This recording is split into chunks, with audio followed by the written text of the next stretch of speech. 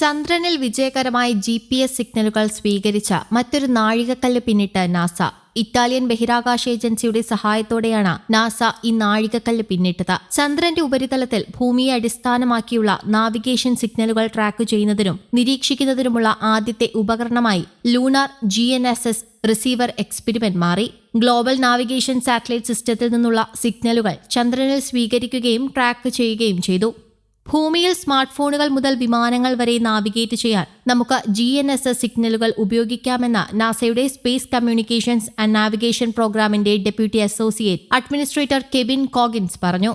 GPS-നോട് സാമ്യമുള്ളതും ഭൂമിയിൽ നിന്നുള്ള നാവിഗേഷൻ സിഗ്നലുകൾ കാണിക്കുന്നതുമാണ് GNSS.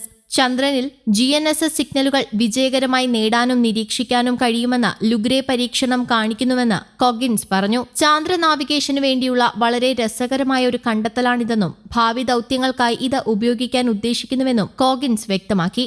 എയർഫ്ലൈ എയ്റോസ്പേസിന്റെ blue ghost lunar land ഉപയോഗിച്ചാണ് നാസ ചന്ദ്രനിൽ ഇത് സ്ഥാപിച്ചത്. മാർച്ച് 2-ന് ബ്ലൂ ഗോസ്റ്റ് ചന്ദ്രന്റെ ഉപരിതലത്തിൽ ഇറങ്ങി.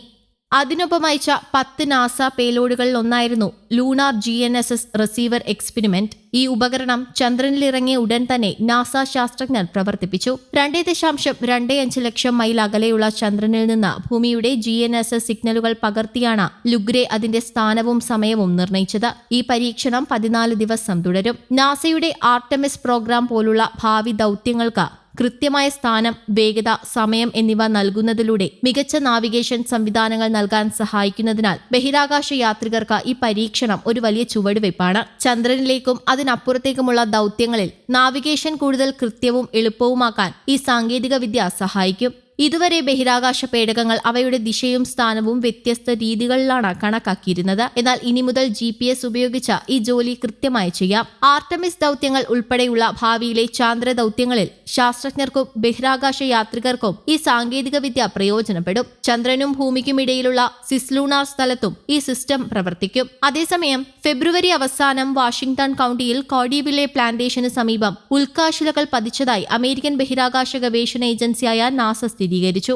കുറഞ്ഞ പിണ്ഡമുള്ള ഉൽക്കാശില പതനമെന്നാണ് ഈ സംഭവത്തെ നാസ വിശേഷിപ്പിച്ചത്. വാഷിംഗ്ടൺ കൗണ്ടിയിൽ ഈ കഴിഞ്ഞ ഫെബ്രുവരി 21 രാത്രി 8 മണിക്ക് ശേഷം ഒരു സോണിക് ബൂം ശബ്ദമുണ്ടായതായി വിവിധ റിപ്പോർട്ടുകൾ ഉണ്ടായിരുന്നെന്നും അത് ഉൽക്കാശിലയുടെ ജ്വലനം കാരണം സംഭവിച്ചതാണെന്നുമാണ് നാസയുടെ നിഗമനം. ആ പ്രദേശത്തുടനീളമുള്ള ദൃക്സാക്ഷികൾ ആകാശത്തൊരു വലിയ പച്ച മിന്നൽ കണ്ടു. ഹൂൾട്ടണിലെ ഒരു റഡാറിൽ നിന്ന് നിരവധി റഡാർ സിഗ്നേച്ചറുകളും ലഭിച്ചുവെന്നും നാസ ഉൽക്കാശില പതനത്തെക്കുറിച്ച് ഔദ്യോഗിക വെബ്സൈറ്റിൽ കുറിച്ചു.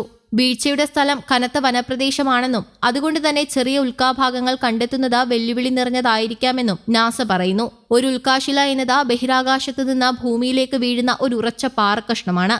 അതിന്റെ വലിപ്പം ഒരു ഉരുളൻ കല്ല് മുതൽ ഒരു വലിയ പാറക്കല്ല് വരെ ആകാമെന്നാണ് നാസ പറയുന്നത്. News desk, Kerala Kaumudi.